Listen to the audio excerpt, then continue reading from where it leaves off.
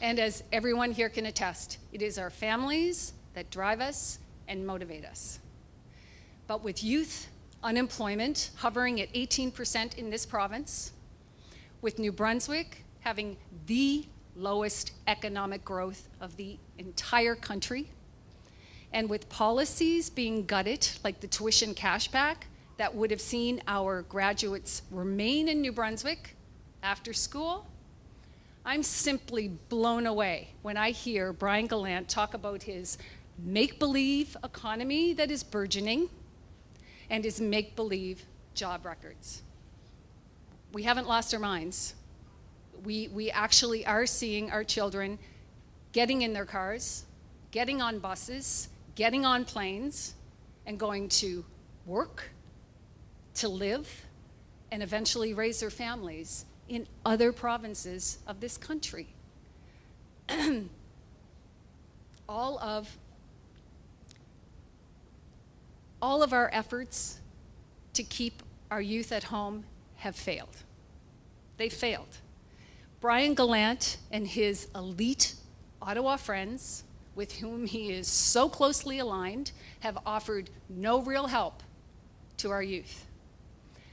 These friends of his show up when they want Brian Gallant to be silent. And he's been a good friend because he's been silent. He's been silent on things like the pipeline and on the healthcare crisis that we are currently facing. Brian Gallant always puts his politics first. Well, our children, our grandchildren, they aren't politics for the PC party of New Brunswick. They are our priority, and we will put them first.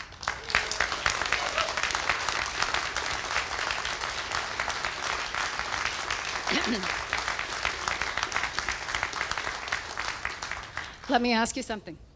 When's the first or last time Brian Gallant ever stood up to Mr. Trudeau for the people of New Brunswick? Never, never, never. But, you know, we have to be grateful about one thing. We have to be grateful to Mr. Trudeau for one thing. Thank God he did not take Brian Gallant on his last trip to India. Thank you, God. We need programs designed to keep our youth at home. We need thoughtful public policy on this that Blaine Higgs will bring to the issue, not photo ops. When the government last year downsized a $50 million youth education loan program to $25 million and then shouted, "It's free," well, you know what? That's just not disappointing. That's deceptive.